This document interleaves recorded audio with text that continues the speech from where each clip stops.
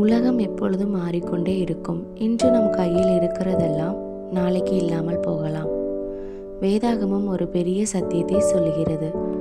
உலகம் கடந்து போகும், தேவனுடைய சித்தத்தை செய்கிறவன் என்றென்றைக்கும் நிலைத்திருப்பான். இந்த வசனத்துக்கு ஒரு வாழ்க்கை உதாரணம் இருக்கிறது.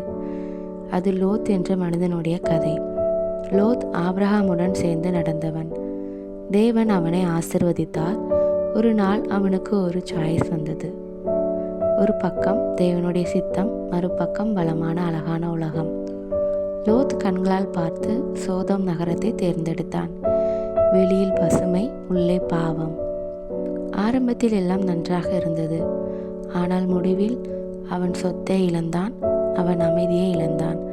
அவன் குடும்பத்தில் கண்ணீர் வந்தது. ஏன் தெரியுமா? அவன் உலகத்தை பிடித்து கொண்டான், தேவனுடைய சித்தத்தை அல்ல. ஆனால் ஆபிரகாம் எப்படி? அவன் உலகத்தை பார்த்து வாழவில்லை, தேவனை நம்பி நடந்தான். அதனால்தான் தேவன் அவனை என்றென்றைக்கும் நினைவில் வைத்தார். அதனால்தான் இன்று வேதாகம் நம்மிடம் சொல்கிறது, உலகம் கடந்து போகும், தேவனுடைய சித்தம் மட்டும் நிலைக்கும். இன்று தேவன் நம்மை பார்த்து கேட்கிறார், நீ எதை தேர்ந்தெடுக்கிறாய்? உலகமா, இல்லை என் சித்தமா? இன்று ஒரு முடிவெடுப்போம். உலகம் போனாலும் பரவாயில்லை, தேவனுடைய சித்தத்தில் நாம் நிலைத்திருப்போம். அப்போ நம் வாழ்க்கை இந்த உலகத்தில் அல்ல, நித்தியத்திலும் நிலைத்திருக்கும். ஆமென்.